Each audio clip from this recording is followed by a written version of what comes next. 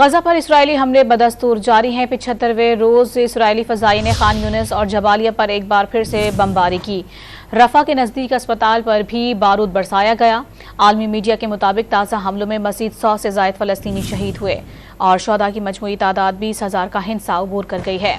फ़लस्तीनी हुक्काम का कहना है कि शहदा में 8,000 बच्चे और 6,200 ख़वातीन शामिल हैं।